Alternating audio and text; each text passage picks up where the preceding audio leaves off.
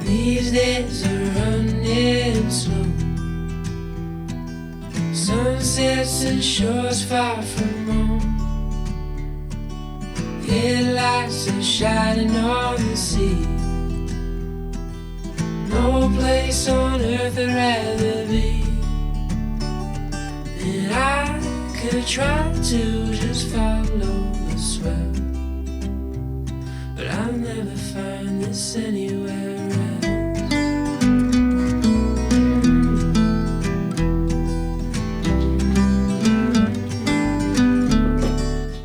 God, what is all this, Adam? That's the last of it. These are my latest creations. Your latest creations? Mm-hmm. And where are all of these going? They're off down to our little shop.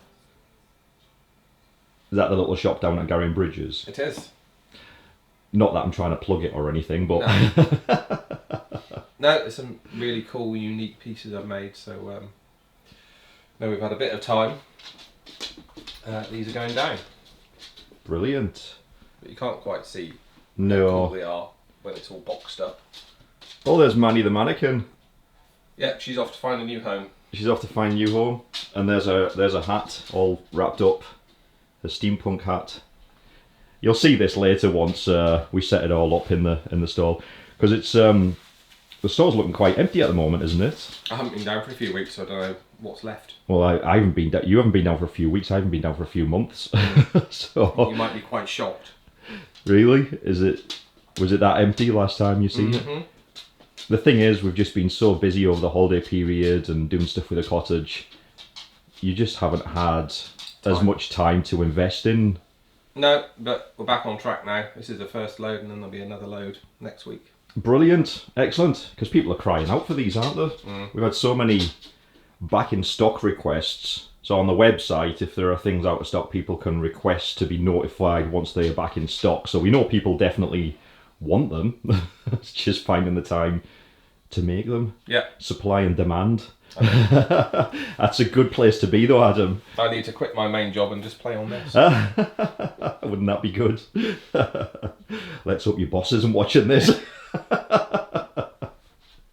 Right, we better get all this in the van and get it back down to, or get it down to Garry and Bridges. It's not going to sell sitting here in the kitchen, is it? No. Is it all secured? Ish. Will it all make it in one piece? That is the question.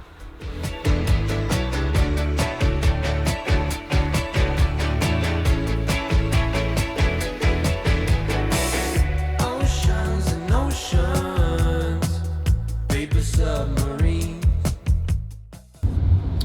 Well, here we are again. This is twice I've left the village this weekend. Good God, what's happening? It's unlike me, isn't it? I don't normally, apart from when I go into work once a week or twice a week, I don't often get the opportunity to leave the village. Are you becoming a hermit? I am. I'm becoming a little hermit, all cozied up in my little cottage, in my nice little village. What more could a person want? I'm hardly there. Yeah, you're the opposite. You're hardly there. So we're just heading to Garry and Bridges to, as I've said a little earlier, just to restock because it's slim pickings at the moment. A lot of Adam's creations sold over the Christmas period, and we haven't been down there for quite a few weeks. And well, we're also going to pop to the DIY store and pick up that wood that I mentioned earlier. You know, to fix the wardrobe, not fix the wardrobe, but do the thing that we want to do with the wardrobes. Isn't that right? That sounds very technical. It does. Even when the moon cries, leaving us alone, lights fading now. Even when the sun shines, or when we got no way out. If the love runs dry, I will not leave your side.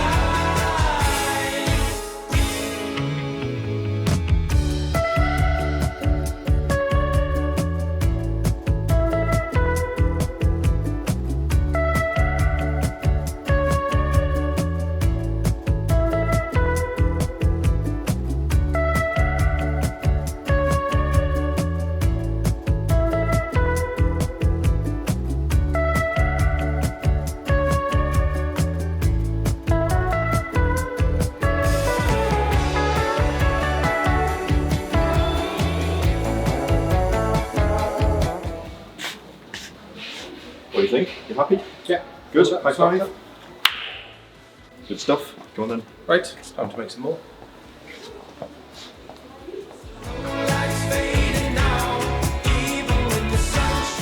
Adam spotted all the vintage stuff. I have. There you go, Adam, for the vintage wash stand we've just got.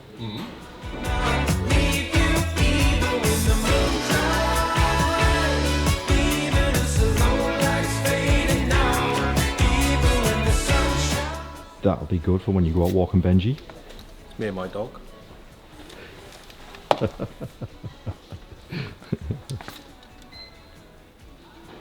That's quite cool, that. I like the dog's head on it.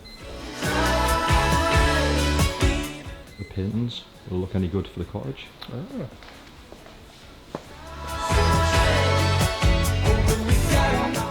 We're wanting some oldie worldy paintings, weren't we?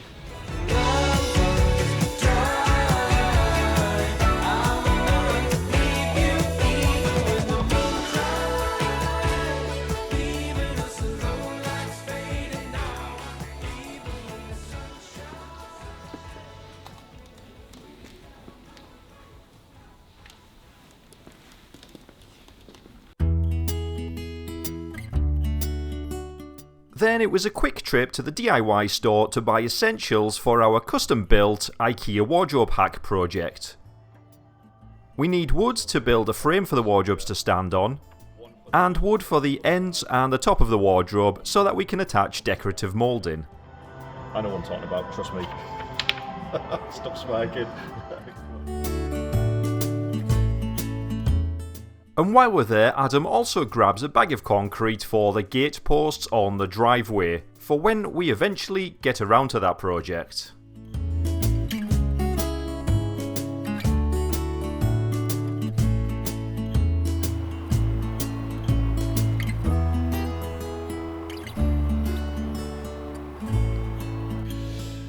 Right, okay, so here we are. It's time to lift up this carpet, and what we've decided, a far better way of doing this, rather than rolling the carpet up and trying to bundle it through the cottage in one piece, is we're just going to cut it in strips. Hopefully the blade will go straight through the carpet and the underlay, and then we can roll it up section by section, tape it up in so we've got smaller rolls to carry through the cottage. I think that'll work out better. Don't you think, Adam? Yeah. Adam's not convinced, but let's have a look, see how it goes.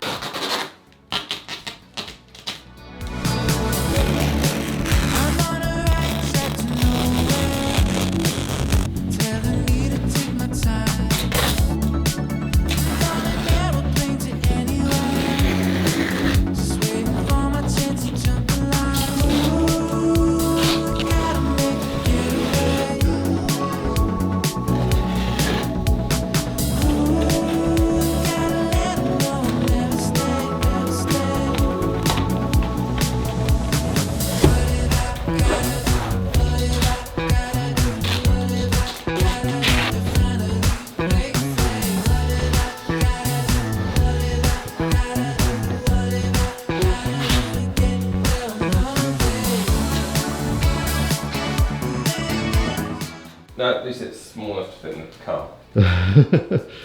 Well, that was my thinking behind it. At least this is easier to get it in the car to take it to the recycle centre. So what I'm now going to do is remove the carpet grips with my trusty old skirting board remover tool. Hopefully this will make life a little bit easier.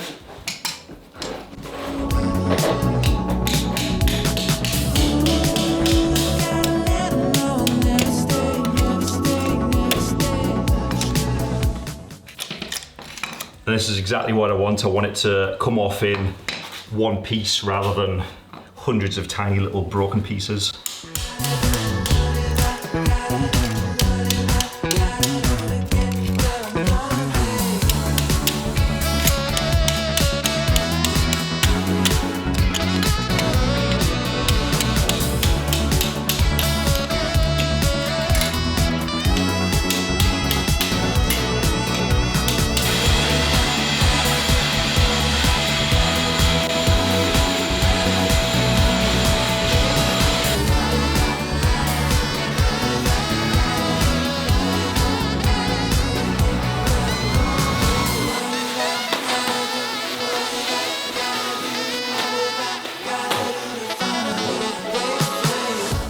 So we've got our underlay, we're just putting this down now. We've went for the kind of silver foil backed underlay, and this is recommended for engineered wood flooring, because, especially on a concrete floor, because it stops the moisture, any moisture rising through and affecting the wood. So it almost acts like a bit of a barrier. So I'm just going to trim this off here, but they do recommend that you leave it kind of overlap the bottom of the wall slightly, so it kind of curves up, and then obviously when we put the flooring down we'll just trim it off, but that again just creates that moisture barrier kind of up on the ends of the floorboards rather than just the moisture barrier being underneath.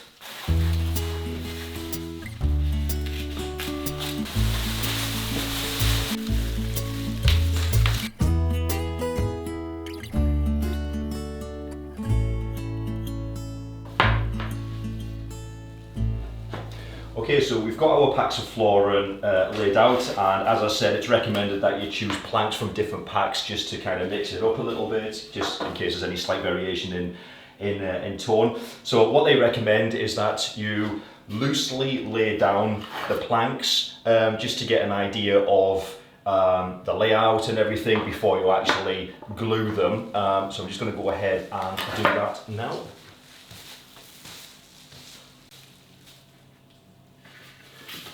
So as you can see, we've got longer planks, we've got shorter planks, and the idea is to loosely lay it down in a way so that the boards are staggered, because not only is that better for maintaining the structure of the flooring so it doesn't start moving and coming apart, having the boards staggered with different lengths gives a more organic feel, a bit more of a natural feel as opposed to it being too uniformed. So I'm just trying to lay them down and roughly work out how it'll look before I commit to gluing them.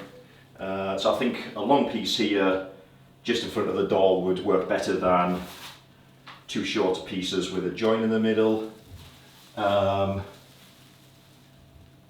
you can see I've got my spacers in here for the expansion gap, and just a piece of the old skirting board just placed on top to make sure that the skirting board definitely is going to cover the expansion gap. Okay, so you'll start off with the flat edge, the flattest edge against the wall, and then the one with the tongue sticking facing inwards to the room. They do actually recommend that you work left to right, but on this occasion we're going to work the opposite. We're going to work right to left, just because there's an awkward alcove over there where the door is leading onto the patio, and I think that'll be a bit of a faff trying to trim the boards to fit the alcove. This is a nice straight wall here. Well, I use the word straight wall loosely because none of the walls in this cottage are straight, but you know what I mean. You've got a long length of wall here and a length of wall here, without too much kind of having to cut and work around. Also, I had originally intended on starting here on the wall where the fireplace is and the hearth, but then I realised this wall is severely on the wonk. It is not straight at all. It is on quite an angle compared to the other walls in the room. So that back wall there where the bed will go, that is probably the straightest wall in the room.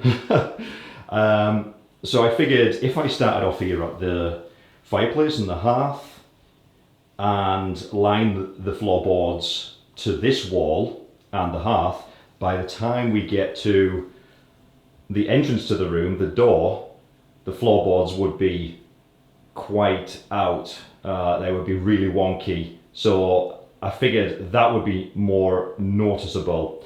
So I decided to start off here on this wall, making sure that they are flush and in line with this wall and the doorway, and then work this way. And obviously once we get to this wall on the hearth, we're going to have to cut strips of planks, kind of almost like wedges, to make sure that they fit.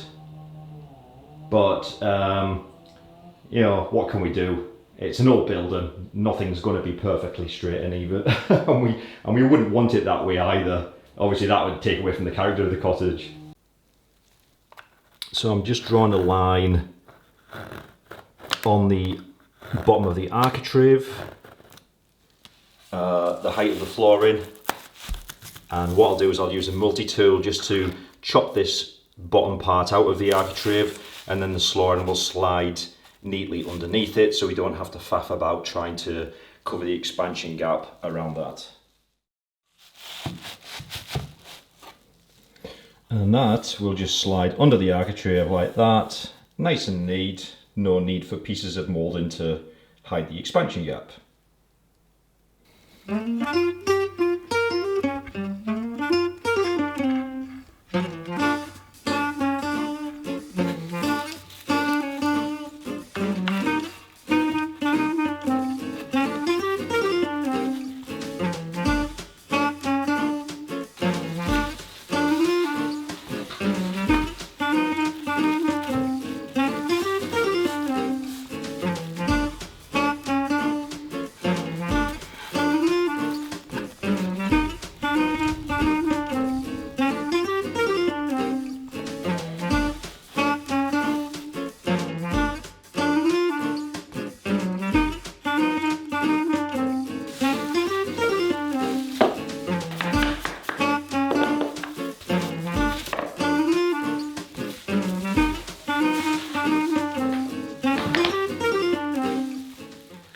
Finally, we're getting somewhere.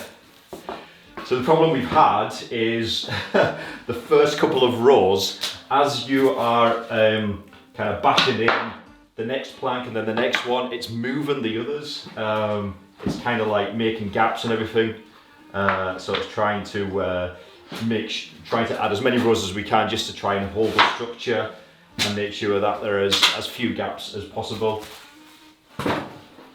Whereas the LVT, the kind of click stuff, at least once that's clicked into place, that's it. It doesn't move.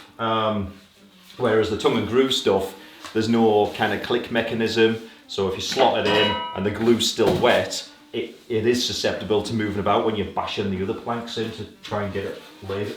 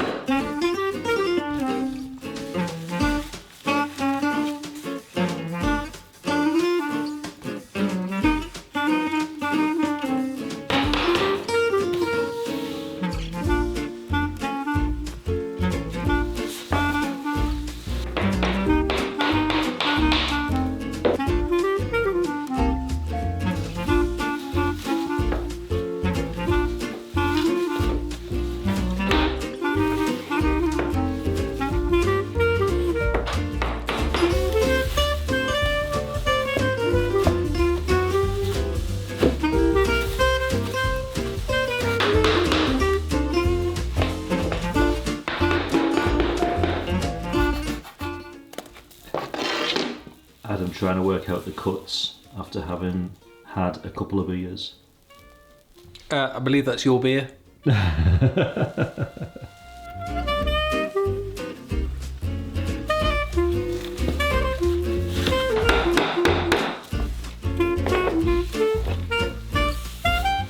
So again, we've got these kind of like pieces of wood at the side of the fireplace that the board needs to go under slightly. So rather than cut a little chunk out of the board and then be left with a visible expansion gap, I'm just going to use a multi-tool to chop the bottom off this in the same way that I did with the Architrave around the doors, and then this will just slide under nice and neatly.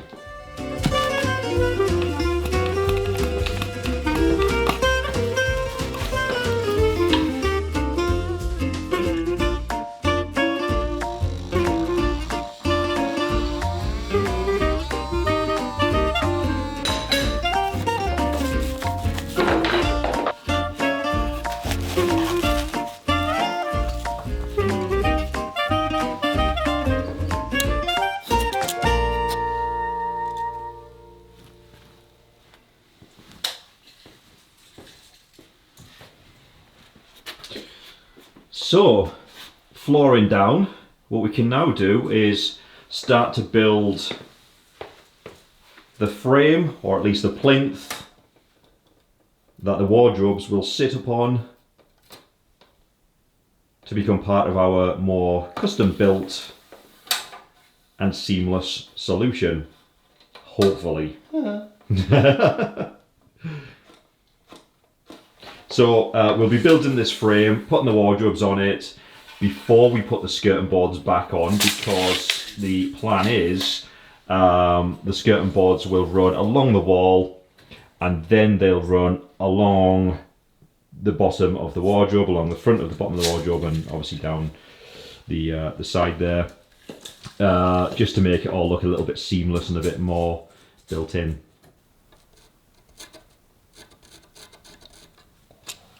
And as you can see, we cheated a little bit. We didn't paint the end of this wall purely because it's going to be hidden by the wardrobe anyway, and I didn't want to run out of paint.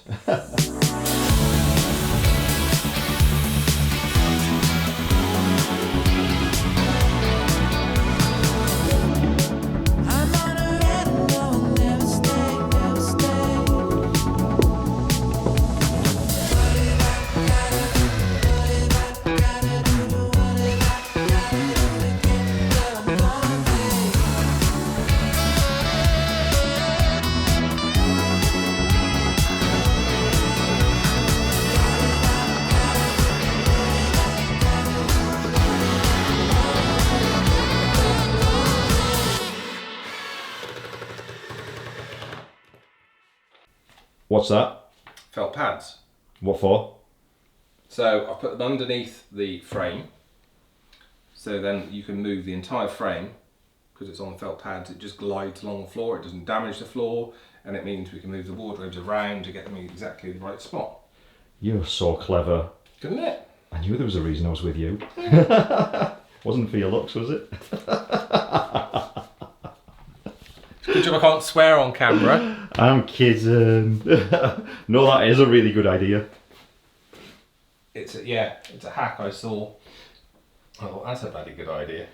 Because obviously we want them to look a bit more bespoke, a bit more fitted, but they're not going to go right up to the ceiling anyway, because the little kind of spotlight things in the ceiling are too close to the wardrobes for them to go right all the way up. So they're going to be kind of semi-fitted, I guess you could call them. It's future-proofing it, just in case you ever need to get this out, you're going to go, oh my god, how the hell? Well, with the felt pads, you can just gently move it out. Yeah, because obviously we've put the floor and underneath where the wardrobes are going to go anyway. As Adam said, future-proofing it. If ever we decide to get rid of the wardrobes in the future, at least we're not going to remove the wardrobes and suddenly realise, oh no, there's a big hole in the floor where we only floored up to the wardrobes. Yeah. Yeah, that is a good idea actually. So we've got these little screws that come with the IKEA wardrobes that kind of screw into one another like that to connect the two wardrobes together. So we're just going to pop these in now to make sure the wardrobes are nice and secure and tight together and that they aren't going to go anywhere.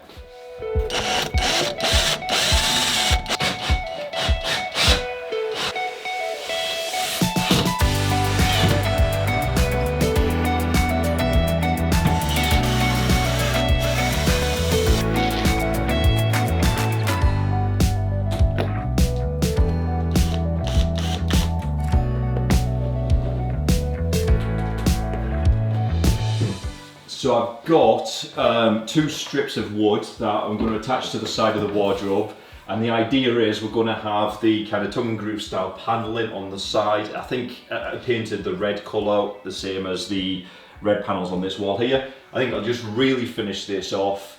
So in essence what I'm doing is kind of building a shallow frame to attach that to. And we're going to have a piece of decorative moulding, just finishing this off on this end and also the opposite end. But that also creates a slight gap at the other end of the wardrobe, rather than it being butt right up against the wall. And that's better because it allows airflow rather than, you know, the wall potentially sweating behind this big piece of furniture that is never going to, it's never going to be able to breathe. So if we just attach this, is that lined up all right?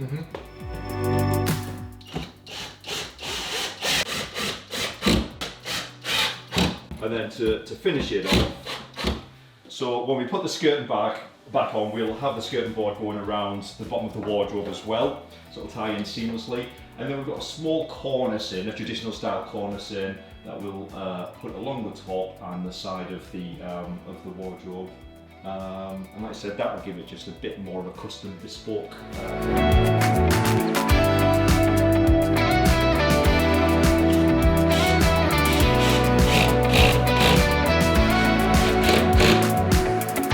Brilliant.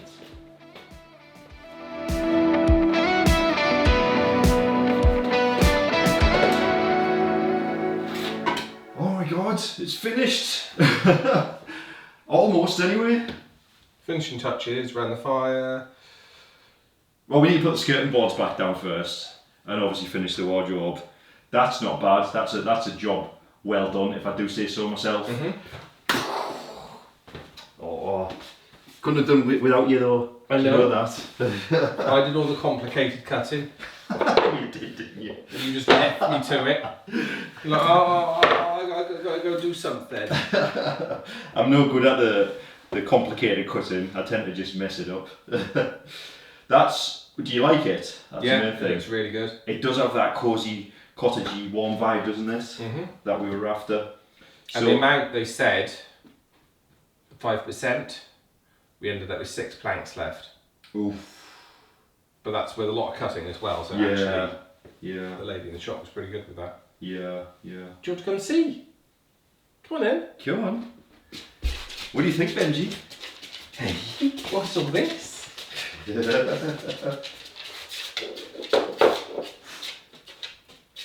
you approve? You checking? Does it look good? Does it look good for Labradors? I think he approves. He likes it. He's like, lots of space to dance, lots of space to run around. Space. For now, Benji, lots of space now. For now, until we get the bed back in, and the bedside cabinets and the blanket box and Adam's haunted chair, and then there'll be no space. Even hold the chair out of this. With your haunted chair. That's Going. for next- It's going. It's not for the next project. Well, It's going to a second-hand shop. it will look very nice when it's finished, and then somebody who will appreciate it can have it. Well, that won't be me. No. Okay, so what's left to do now? So we've got to put the skirting boards down. After they've been painted. After they've been painted and lightly sanded. We have to finish the wardrobe. So the wardrobe is now built up on the frame. And I have to say, the felt pads, if anyone is doing this or wants to Yes, that was a brilliant idea. move wardrobes and stuff around, or if you've got a hard floor, little felt sticky pads. Literally, one of us can move this whole massive thing around just by sliding, and it doesn't damage the floor. A really cool hack. Yeah. Because those wardrobes absolutely weigh a ton, and even with no clothes in and the drawers taken out, they still weigh a ton.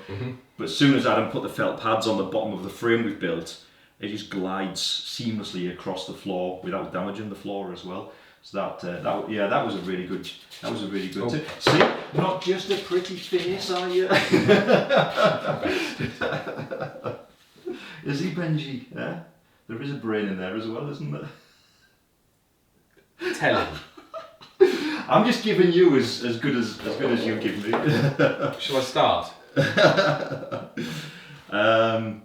It's good. It's going to look really nice when it's done, isn't it? Mm-hmm. So we'll get the bed back in. We're looking for an antique brass headboard, which will look absolutely stunning against the red wall and everything. That red wall over there. Match the curtain poles. It'll match the curtain poles. It'll look amazing with our Highland curtains, nice and cosy. So we're after antique brass headboards. We were thinking an antique brass bed, a full bed frame with a headboard and the foot end. It depends what we find. But thing is, if it comes out to about here, I don't know if it's going to be just another obstacle to kind of walk around. I don't know.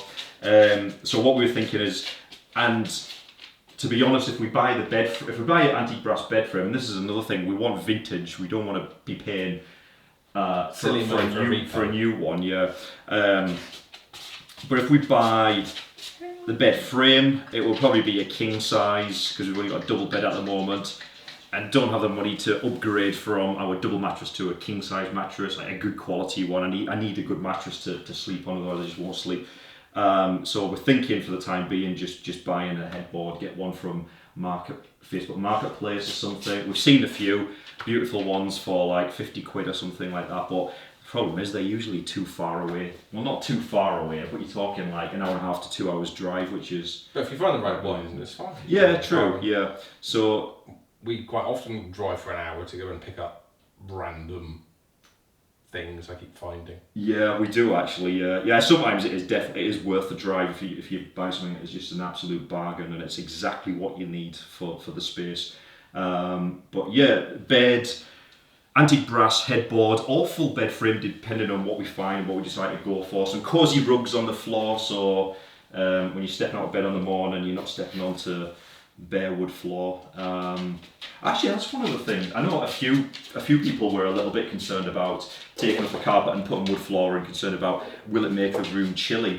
Now, for the past 3 days or something like that, this room has just been bare concrete floor while we've been getting around, putting the underlay down and then laying the floor slowly but surely, a little piece at a time. Have you noticed a difference in temperature in the room since we took the carpet off? It doesn't feel any chillier at all, and it's been snowing outside. And we haven't had this fire. We haven't had the stove on because obviously we've been busy working in here.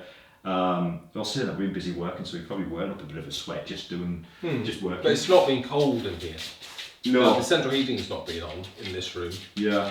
And it's not cold because of the heat from the other fireplace. And as we said earlier, we bought the good underlay for to go under the flooring.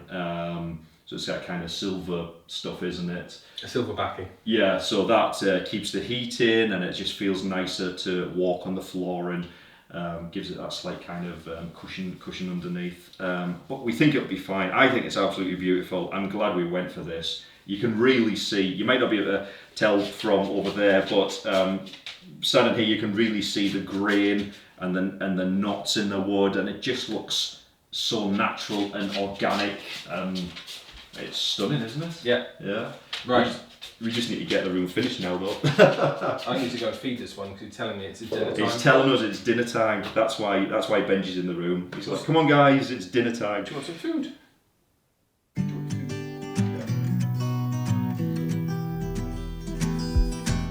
Well, folks, apologies, but it's that time again. That's all we've got time for this week. Hope you enjoyed this week's video. If you did, remember to like and subscribe, and we'll see you all next week.